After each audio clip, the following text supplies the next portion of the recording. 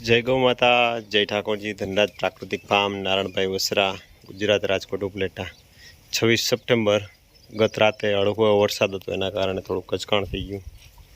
અને ચાલો તમને મગફળી બતાવું અને મગફળીમાં કેવું છે એ પણ બતાવું, પછી આપણે ચર્ચા કરીએ કે માણસો અત્યારે જે પ્રમાણે મસ્ત મજાની એડવર્ટાઈઝ આવે છે અને તમે બધા એનાથી વાકેફ જ હશો।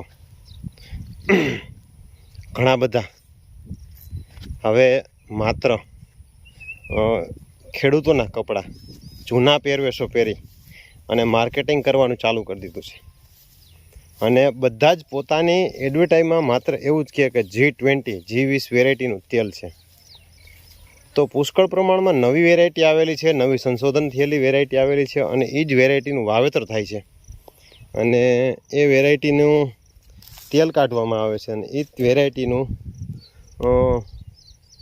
એમ કહી કે વધારે પડતું, કેમ કે વાવેતરમાં ઉત્પાદન સારું આવે છે અને તેલનું ટકાવારી સારી હોય। પણ મગફળી તમે એક મુઠ્ઠી એક મગફળીના ઓરા ન ખાઈ શકો એવી કડવી વેરાયટી આવે છે। 32 નંબર છે, 28 નંબર છે, પછી હજી એક વેરાયટી છે ભૂલાઈ ગઈ, અસ્મિતા વેરાયટી કરીને આવે છે, આપણી એ મગફળી છે। પછી ચાલો આપણે વિસ્તૃત વાત કરીએ। જોઈ શકતા હશો એકદમ સરસ મજાનો પ્લોટ, પહેલેથી વિડીયો આપણે અપલોડ કરેલા છે। તો એ લોકોને એટલો બધો માર્કેટમાં રસ કેમ છે? તો હવે બધાય એગ્રી પ્રોડક્ટમાં વળગી પડ્યા છે, કેમ કે હવે બધાને ખબર પડી છે। મારી વાત ઉપર ખાસ જે ખેડૂતો હોય ને એ ધ્યાન રાખજો, તમારી ગામડે 2-5 વીઘા કે 10 વીઘા હોય ને 1 વીઘોય વેચતા નહીં, કેમ કે બધાય આ બિઝનેસમેનો બિઝનેસ કરીને થાકી ગયા અને પછી પાછા આવ્યા છે એગ્રી પ્રોડક્ટમાં બિઝનેસ કરવા, કે આનું ભવિષ્ય કાયમીને માટે છે। એ લોકોને એ ખબર પડી ગઈ।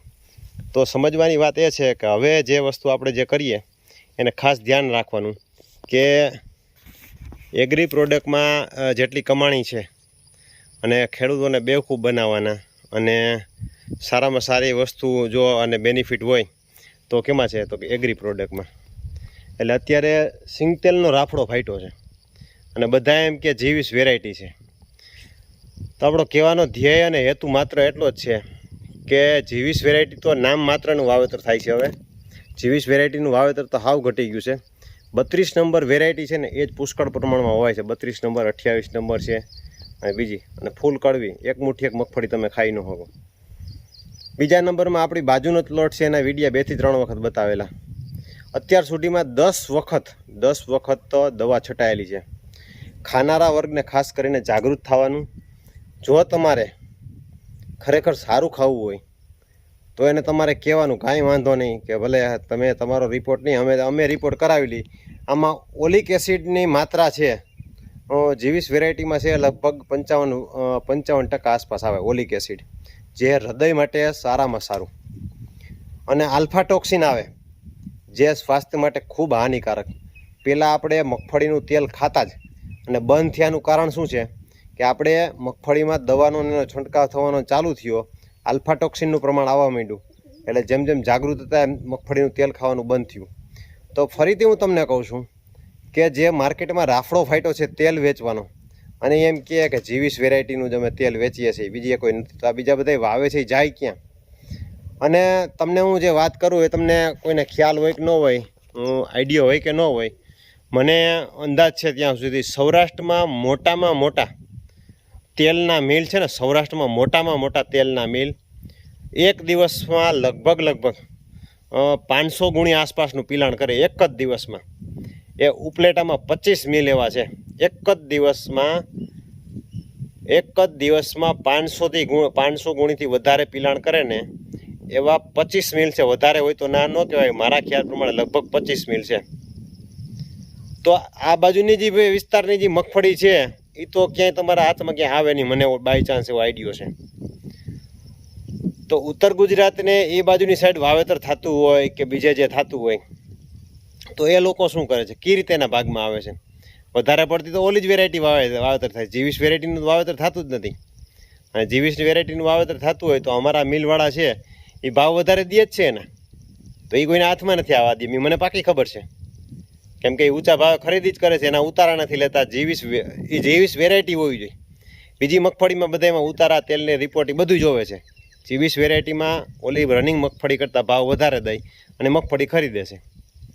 તો આના કોઈને હાથમાં ન આવતા. G20 વેરાયટીનો રાફડો જે ફાટ્યો છે, G20 વેરાયટીનું અમે તેલ વેચીએ તો એ G20 વેરાયટી આવે ક્યાંથી? એટલે હાવ તેલના નામે કાળો કારોબાર આદરો છે. એગ્રી પ્રોડક્ટમાં ઝંપલાવ્યું છે, જે આ બધા બિઝનેસમેનો હતા એને બધાએ, કેમ કે હવે એનું કાંઈ બીજું ભવિષ્ય છે નહીં, એટલે એને ખ્યાલ આવી ગયો છે કે હવે જો આપણે જો કમાણી કરવી હોય તો આ બાજુ જ જવાનું.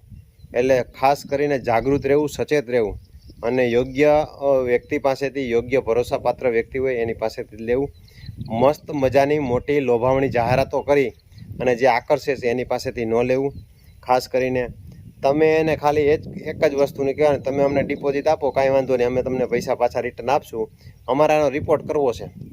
આમાં આલ્ફાટોક્સિન નામનું ઝેર ન આવવું જોઈએ અને ઓલિક એસિડનું પ્રમાણ, G20 વેરાયટી હોય, બીજામાં તો ઓલિક એસિડનું પ્રમાણ ઓછું હોય. ઓલિક એસિડનું પ્રમાણ 50-55ની આસપાસ આવવું જોઈએ. એટલે એ ભાઈ પરબારા સીધા ના પાડી દેશે. બરાબર? એટલે ખાસ સચેત રહેજો, જાગૃત રહેજો. અને જો પ્રાકૃતિક કરતા હોય તો કોઈ પણ વ્યક્તિ પ્રાકૃતિક ખેતી કરતા હોય એની પાસેથી લેવાનો આગ્રહ રાખવો. કેમ કે આમાં જાગૃત તો તમારે થવાનું છે. ખેડૂત પોતે પોતાની રીતે મહેનત કરતા હોય ને એટલું ખેડૂત છે એટલું માર્કેટિંગ પણ ન કરી શકતું હોય. બાય ચાન્સ 2-5 ખેડૂત મારા જેવા માર્કેટિંગ કરી શકતા હોય, બોલી શકતા હોય. ઘણા લોકો ખાલી પકવી જાણે છે, વેચાણ નથી થતું. એટલે ખાસ જાગૃત રહેવું, સચેત રહેવું અને જે મસ્ત મજાની લોભામણી જાહેરાતો કરે છે એનાથી ધ્યાન રાખવું. અને મેં તમને બતાવ્યું એ પ્રમાણે કે જે આપણે G20 વેરાયટીનો પ્લોટ છે અને વાવેતર કર્યું ત્યારથી લઈને અત્યાર સુધીના આપણે આમાં વિડીયો મૂકેલા છે. અને આ સરસ મજાનું આપણું ફાર્મ છે, આ ગૌશાળા છે. અને આ એના માટે ગાયો માટેનો હરો ચારો, ચીંજવો આખો આ બાજુનો, અને પેલી બાજુ બુલેટ નેપિયર ઘાસ, અને ગૌતન આપણું પેલી બાજુ છે. અને આને અત્યારે કમ્પોસ્ટ થવાનું, આપણે જે ખાતર બનાવીએ છીએ બેક્ટેરિયાવાળું કમ્પોસ્ટવાળું, એ અત્યારે પ્રોસેસ આની ચાલુ છે. અને પેલો ઢગલો છે એ ગયા વર્ષનો આપણો પડ્યો છે, એ આપણે મગફળીમાં નાખવા માટે ગયા વખતે હમણાં મગફળીમાં નાખ્યો હતો. એકદમ સરસ મજાનો, એ પણ નજીકથી બતાવું. ચાની ભૂકી જેવો. અને એ અત્યારમાં ગૌતન ખાઈ પીને ધરાઈને હા લેર કરે છે. આ તમે જોઈ શકતા હશો, એકદમ ચાની ભૂકી જવું. એટલે સચેત રહેજો, જાગૃત રહેજો. માર્કેટમાં ખેડૂતોને અને ગ્રાહકોને છેતરવા માટે માણસની મેન્ટાલિટીને અગાઉ ઓળખી કે ભાઈ અત્યારે ગ્રાહકો આ બાજુ વળ્યા છે, કે મગફળીનું તેલ બાજુ વળ્યા છે, તો મગફળીના તેલનો વેપાર ચાલુ કરી દીધો છે. ખૂબ એ લોકોએ જ પામ તેલ, ચોખાનું તેલ, મકાઈનું તેલ એ બધું ખવડાવ્યું. પાછા તમને ભેળસેળવાળા મગફળીના તેલ G20ના નામે ખવડાવવા પાછા માર્કેટમાં ઉતરી ગયા છે. નાટકના પાત્ર જેમ બદલે એ રીતે અલગ અલગ વેશભૂષા પહેરી અને પાત્રો બદલી અને તમારી સામે આવી અને પાછું ડબલાના પેકિંગ માત્ર બદલાવે છે. તેલમાં ભેળસેળ કોઈ પણ પ્રકારની રોકાતી નથી. જે ખેડૂતો પોતે પકવતા હોય, વિશ્વાસપાત્ર હોય, ત્યાંથી લેવાનો આગ્રહ રાખવો.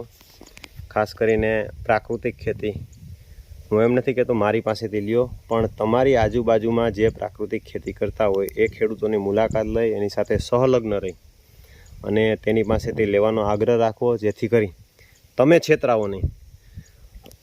અમે પ્રાકૃતિક ખેતી કરીએ છીએ તો અમને અમારા કસ્ટમરોની તો ઠીક, પણ અમારા જે સચોટ ખેતી કરતા હોય ખેડૂતો એના કસ્ટમરોની પણ અમને ચિંતા થાય, ક્યાંક ને ક્યાંક છેતરાય નહીં. માર્કેટમાં લેભાગુ તત્વો એટલા છે કે એની વાત કરોમાં. કેમ કે અત્યારે બધાને પૈસા જ કમાવા છે. સામેવાળાના સ્વાસ્થ્યનું જે થાય એ વસ્તુ કાંઈ કોઈને કાંઈ પડી નથી. એટલે અમારી ગૌશાળા આખી બતાવી, આપણું ફાર્મ બતાવ્યું. તો ચાલો નવા વિડીયો સાથે મળશું. જય ગૌ માતા. આવનારા સમયમાં નવા ટોપિક સાથે.